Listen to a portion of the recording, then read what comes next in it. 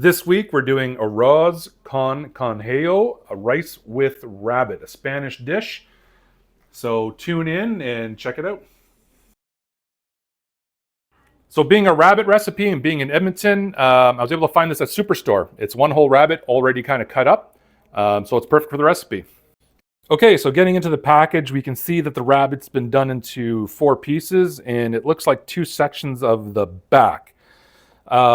The cookbook is roughly translated from Spanish, and it just says cut into pieces. Now, looking at the only picture it has, I'm going to assume we're taking this off the bone, so I'm going to cut this all off the bone and get the meat into bite-sized pieces.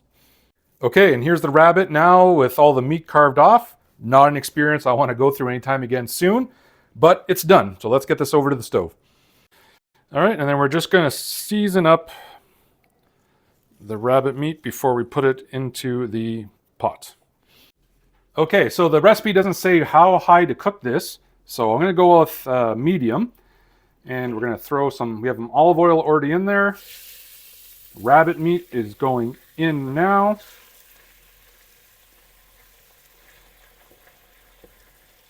And then we're going to add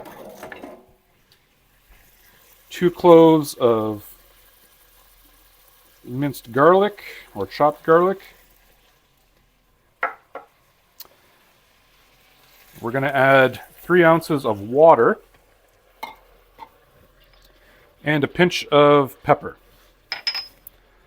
And now we're going to stir this up, and then all it says is to cook until the rabbit is tender. So I'll be checking on it periodically, and we have to keep the water topped up if it dries out. So we're going to put a lid on that and let the water do its job, and we'll check on that periodically. Okay, so checking the rabbit meat, the fork pierces it, no problem. So I'm going to guess that we're at the tender phase now. There's no rubberiness to it. So we're going to let it keep cooking while we get the next phase ready, which is on a hot frying pan. We're going to use olive oil and get a good coat of that on there. And then we're going to take 2 red bell peppers, diced up, and throw them in there, as well as 4 tomatoes that I've peeled, and try to squeeze as much of the seeds out as possible. Now, the recipe didn't say to chop these, but it said to chop the peppers. So we're going to roll with it and see how it turns out. Okay, so the tomatoes have completely broken down with the red peppers. Everything's nice and soft. Now we're going to transition over here, and we're going to add our tomatoes to our rabbit. And then we're going to give that a quick little stir. You're supposed to add 1 sprig of parsley. I didn't have any on hand, but I do have some dried parsley. So I'm going to use 2 teaspoons of dried parsley in there. And finally, to kind of finish this off, I'm going to add 400 grams of rice. Make sure you rinse your rice or Uncle Roger's going to be upset. So you don't wash the rice? How you don't wash the rice? Just cook the rice, not the rice stinky like you. Where you learn how to make rice? And then I'm going to mix that in. And then just to kind of fast track this, we're going to add 1 liter of boiling water, which I have right here.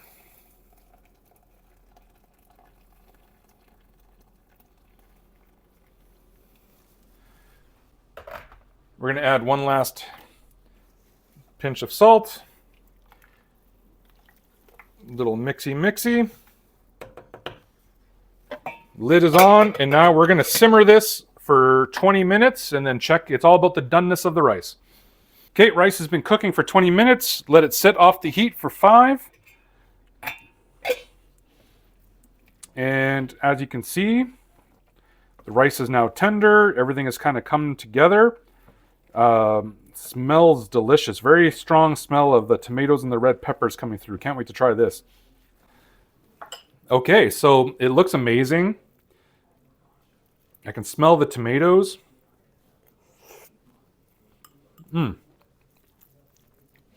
Rabbit's very light tasting, like very similar to kind of a chicken or pork. It's falling apart. The tomatoes really bring this together more than anything. Yeah. So check it out. It's the best of Spanish Mediterranean cuisine. I'll have a link for this in the playlist description if you're interested in buying your own copy. But so far, pretty amazing. Thanks for watching. Subscribe for more Cookbook Roulette adventures.